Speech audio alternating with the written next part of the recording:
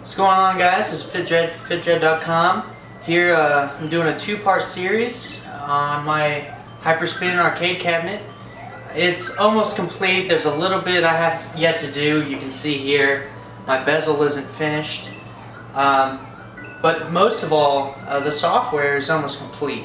That's what this video is about. It's going to be the software part of my two-part series of one video is going to be software, one's hardware. This is going to be the software video.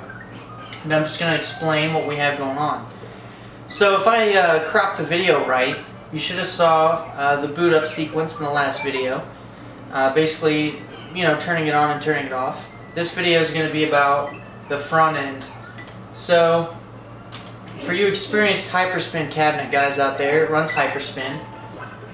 And let me just go over each system I have.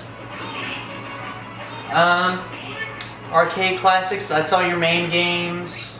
Nintendo, Super Nintendo, Nintendo 64, GameCube. I'm going to highlight some of the ones you don't see very often, like GameCube. So let me go in. You got a few games in here, Smash Brothers Melee. That's the one I really wanted on here, just to have. A few other good ones like Wind Waker. I could see you playing Paper Mario on here. This is the 1,000-Year Door one. Yeah, I guess I could show you guys that working. Hopefully I haven't tested this yet, so it may or may not work, so let's try it. Uh-oh. I haven't tested this yet. Looks like it's gonna work. So I can go in.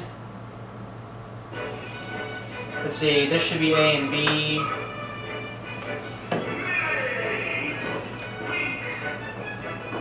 And this isn't like the best setup, but you should be able to at least be able to play it with your friends or something. Alright. And we'll choose like Pokemon Stadium.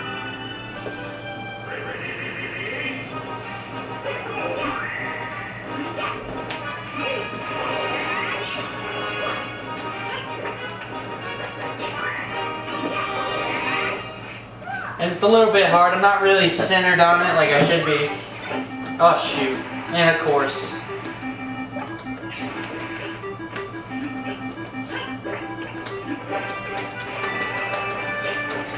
But I just wanted to demo that for you guys. Next system is Wii. There's only 2 games in here, but Smash Brothers Brawl is the main one I want to show you guys. I think this game, I was playing it earlier, it's working just fine. I got like my special attack, normal attack, jump, shield, grab, and everything else. So this works actually pretty good too.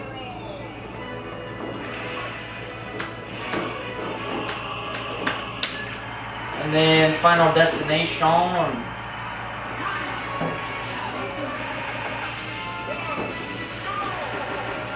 And it has that like beginner's lag, I call it, when it just starts up and it's loading everything, all the textures.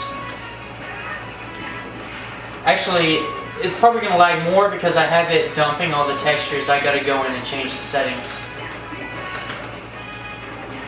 But this is actually running better than it would on a Wii, because the Wii is only, what is it, TV quality standard definition. And this is 1600 by 1200 resolution monitor. So that works. Let's see, Game Boy Color, Game Boy Normal, Game Boy Advance, Sega systems. I have a whole bunch. Let's see, Sega Saturn. Saturn's broken right now, I will admit. I gotta go in and fix that. Dreamcast works, I can go in and show you that. I was playing Soul Calibur. Now, I'm a big Soul Calibur fan. I used to play it a lot when I was a kid. Soul Calibur 2 especially. This is Soul Calibur 1, which is still a great addition to the series. And all my buttons work just fine for this as well.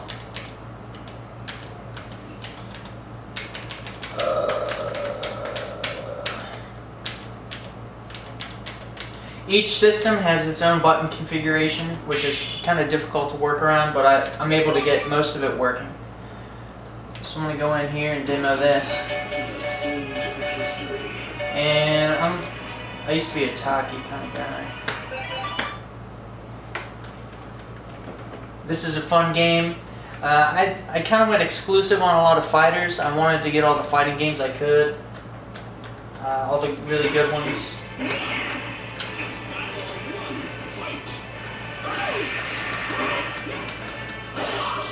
Whoa! Yeah, you kind of gotta get used to all your buttons. I was playing it earlier, so I kind of got a little bit ahead, but.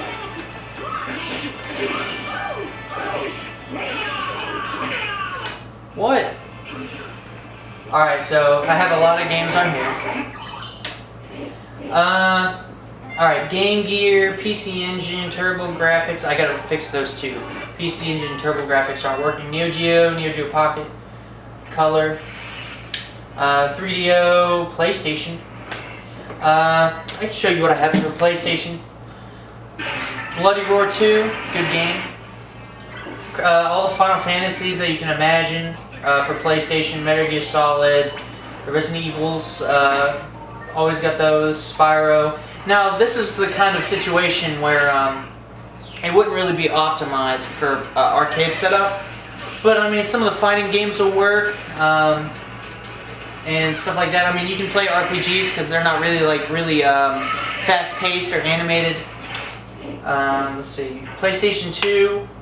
I got this working for one sole reason, and I wanted to get two things working. Well, okay, looks like I got three things. Bloody Roar 4, hacked version of Dragon Ball Z. It's called Dragon Ball Z After Future. It's pretty much like Budokai 3, but it's got hacked characters. It's really cool. Final Fantasy X is my next game. Custom theme, custom music and everything from Final Fantasy. The thing about Final Fantasy X is it's an RPG, no real DualShock crazy stuff going on, so you can actually get away with playing Final Fantasy X on an arcade cabinet with arcade controls just fine, because it's just an RPG, turn-based. I just want to kind of show you the intro going on, because it took me a long time to set up, so some of this stuff I'm kind of like proud that it's working. It's very complicated stuff. You know, it takes a lot of time and effort to be able to get it working. So I kind of just want to show you guys the beginning movie kind of going. There's no lag, there's nothing. The nice thing about running it on an arcade cabinet like this is my screen resolution is 1600 by 1200. So it kind of upscales from that normal when you play this game on a PlayStation 2 on your television. You're limited to 480i is what standard definition is, in my opinion. I think that's what it is. So it kind of upscales it to be sharper, crisper. Frame rate stays the same about. I can't really tell you the exacts, but let's see if I can hit start or something. Just to kind of show you. See, pretty cool. And then I hit this menu button, I'm back at the menu. So pretty sweet. Laserdisc. You'd be surprised how long this took to get working. Whoops. I kind of want to show you. I got three Laserdisc games: Dragon Lair, Dragon Lair 2, and Space Ace. Really fun games. This works. Well, I haven't tested it yet on the cab, but it worked upstairs, so I have a feeling it's gonna work down here. Neo Geo. That's pretty much. You know, it's nothing separate from MAME. It's just kind of like a category. Pinball Classics, I got this working a little bit better today. I have here like a whole bunch of pinball machines. I configured the buttons to be like, since it's a one-player thing, your flippers are on each side. I know in the original hardware, this is hardware, on both sides I was going to have holes for arcade buttons, or not arcade, pinball machine kind of buttons, but I didn't want to cut the holes in the side, so I ended up just opting with all buttons on the control panel. But it's cool because the front button here, you can't really see it because the video's up, but right here, this Player 2 coin button is actually the launcher button, like it normally would be for a pinball machine. These two buttons here, two buttons here are your flippers, then you got like shake left and right, and shake up, and so it's pretty cool the way I have it set up, and coin. I think this, yeah. Player 1 coin button actually is the coin. DOS games. I did a lot of work getting DOSBox to work. There's a DOSBox front end I'm using to get all these working. Just Commander Keen. Cyber Dogs is a game I used to play when I was a kid. The thing about these games is they all use different control setups, so I gotta be tricky. It's nice because the front end for each of these games will let me customize the control scheme for each game, so that'll let me really optimize the control setup for each game. So I really like that. God of Thunder is one of the best games ever made for DOS. I spent all kinds of hours playing this game. Same thing with Jazz the Jackrabbit. If you don't know that, I feel bad for you because these games are great. Jill the Jungle's kind of like, platformer. Skyroads, really good game. I never was a Commander Keen guy, but everyone knows it for DOS, so I had to include it. Just 1 and 4, I believe. Yep. So those work. Why not show you? So if I wanted to play Jazz, start, and I haven't tested it yet. So it may or may not work. Oh, looks like it's working. And I don't know if my buttons are configured right, but let's find out. I don't know my buttons. Okay, so that's obviously shoot. That's weird. It's like multiple buttons. Alright, so it's obvious that I need to configure the buttons for this game. Alright, PC games is a big deal because a lot of these games take a long time to set up and get working. They're not all working right now, but a lot of them are, and actually I'll probably have to take a few out because the way the control setup works for some of the games, it's kind of difficult to set up. So let's go in. A few games I got by searching for what's the best kind of like PC games. As far as like simple setup, platformers, all kinds of different types. I heard this game's pretty good. I haven't tested it yet. Braid's a nice side-scrolling game, but the thing is the control scheme requires a shift button, and none of these buttons are configured to be shift. So I got to reevaluate how I can remap these controls. Cave Story is a pretty popular platformer. Cave Story Plus is what this is. Dust Force is a new platformer. It's pretty cool. Limbo is another popular platformer on Steam. Dragon Ball Z. Now this is all your Mugen. Forgive me if I say MAME instead of Mugen. All of these are some of the most popular, well-produced Mugen builds that I could find. I have a few. This is the best Dragon Ball Z one that I could get pretty fast. Torrent download was this guy. 2009 edition. Now supposedly there's like 2011, 2012 coming out. 2009 is actually excellent. I haven't tested it yet, so if it doesn't work, forgive me. I have to configure all the buttons for these games, but let's see what happens if I go to watch. Now you can see there's quite a bit of characters here, and I'm just gonna make this like a pretty sweet. Let's go with Super Saiyan 4 Goku, and let's see, Super Saiyan 4 Vegeta versus like here's some bad guys. Let's go like Cell. And what's his baby? I forget their names. So this game is so fun, guys.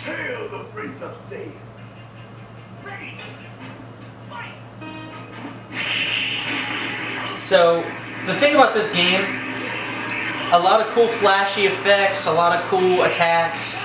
It's just a lot of fun, and I had to put it in a cabinet just because I said in an earlier video, fighting games are one of the biggest things that I wanted to include into this cabinet. So as you can see, it's pretty ridiculous. There's like Brawly, there's all kinds of characters. It's really cool. And so I'm really happy with this. So, the PC games don't always exit on this button because it's escape. But anyway, pretty sweet. Mugen World. This is Mugen All versus All, which is I'll show you. I showed you in an earlier video, but now we're on the production cab. I'll show you what we have. Hopefully it works. If it crashes, I have here my wireless keyboard. I showed you guys in an earlier video. It's pretty sweet. It has a mouse, multi-touch, so I can actually scroll with it. It may or may not work. Looks like it may have crashed, and if it did, I can just save myself here. Alright, it finally worked. So, arcade. I'm just gonna show you kind of a demo for you guys. Oh, looks like it's broken. I gotta fix it. Alright, so Marvel vs. Capcom 3, this is an actual legitimate game. This is another Mugen build, but it's actually excellent. The characters are excellent.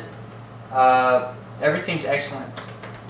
God, I don't know why it has this loading screen and then it kind of just like bugs out after the loading screen. So here we go. Arcade. So there's a whole ton of characters here you can see, and like it's just ridiculous the amount of characters you have here. And there's actually like secret characters, I think. If you like if I'm up here and I go up, now I'm in secret characters. So I mean, there's like a ton of characters here. Just a lot of fun. If you guys haven't played RayBan Origins, it's a great game, and it's a simple game. Simple controls. Because of the simple controls, the nice artistic art style, it really works well on a cabinet like this. Simple controls allow like jump, run, and then your joysticks. And it's really fun for up to 4 players, 2 players on this cab, obviously. So let's see, I don't know if it's actually configured properly to work, but you can see, and here we go, now I'm in the game, and I can, let's see, I just kind of want to demo the game. Let's see, jump, run.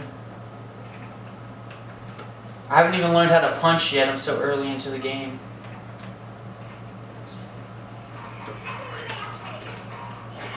So you can kind of see how this works. I mean, simple controls allow it, you know, for a simple game. It's just a lot of fun. Oh geez, I almost died. Yeah, run, yeah. Oh jeez. Oh no. Ah, shoot.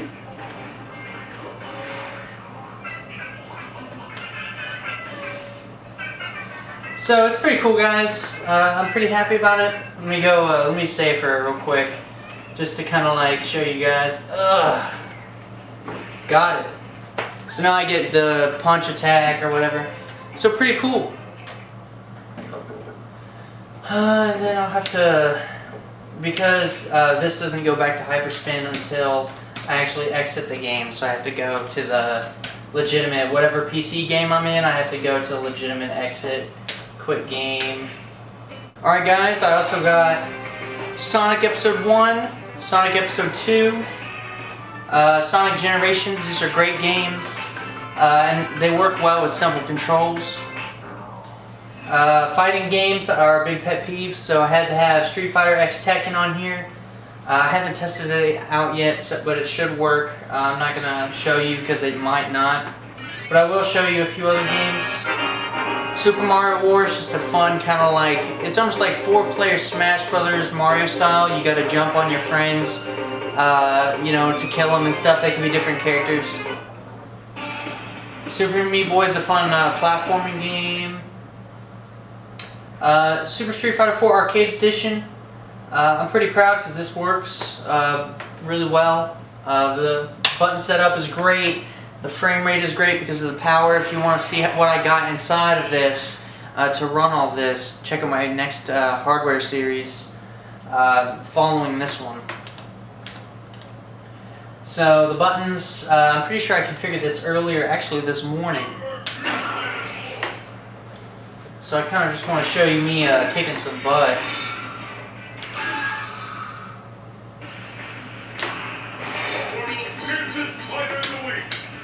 I'm a kin person. I know it's not very creative. I've never been like somebody to play like too much fighting games, but it's a lot of fun to me. I'm always a real good fun kin player because his controls are simple and I know most of them. He's only got like Shoryuken, freaking Hadouken, and It's the battle of the century! Fight!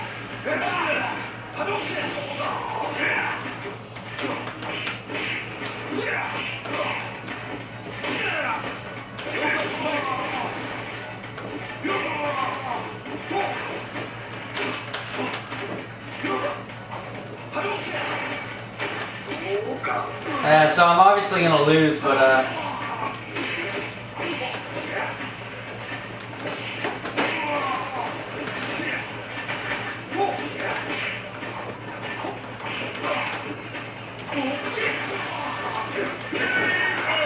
alright, I was lucky enough to win.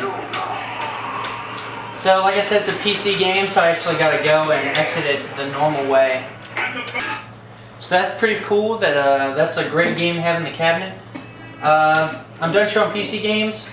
The next part of software I want to show you is the Media Center solution I have at Xbox Media Center, which actually I've been playing around with different media centers, Boxy, Xbox Media Center. There's a few other popular ones I like. Windows Media Center's a good option, you know. Why did I choose the Xbox Media Center? The actual control setup that I have here works really well for Xbox Media Center. Windows Media Center doesn't offer that well of a control scheme setup compared to this. After playing with both setups, I thought that this was the best. I can go back later on and add another one, you know, I could get rid of them. But this one was the best one for me. I mean, you can add anything you want, but it's pretty nice because I can go and I can play my music, my videos. It's a pretty cool setup because I actually set up a few cool features on this. One of them being AirPlay. It's actually pretty sweet. If I'm watching like a video or something, I made it so it's like an AirPlay, Hyperspin Arcade, and then like if I want to watch my YouTube video, it's gonna play up there. So it's pretty boss.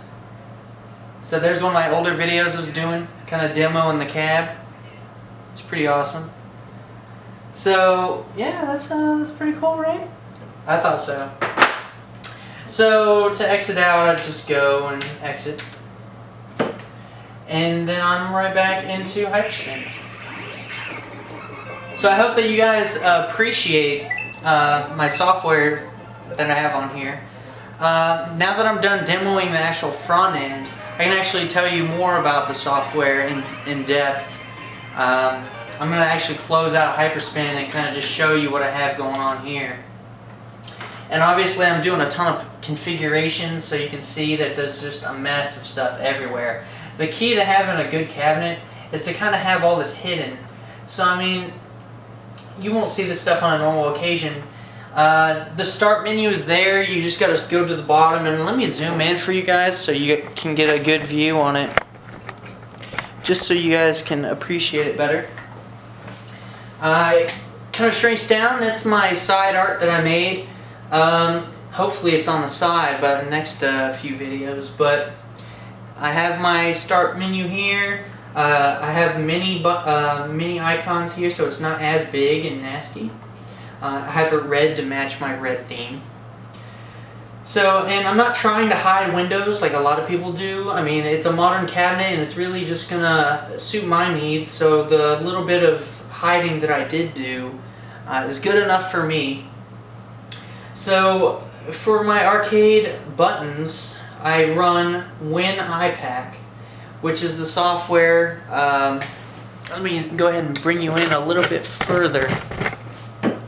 So WinIPAC, let me make sure that you guys are focused, is the software that you can configure each of these top of the control panel, each button, to an actual keyboard key. So you can see I have it mapped out fairly. Actually, this is incorrect. If I load my current configuration, there we go.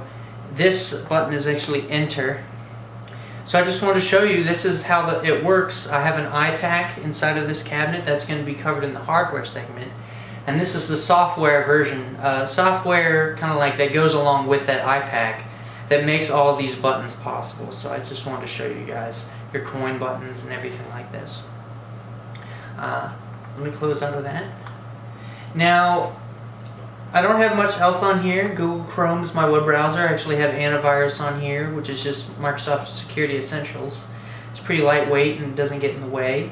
I use a CPU monitoring application here that monitors temperature. Let me bring it up. It's called Core Temp.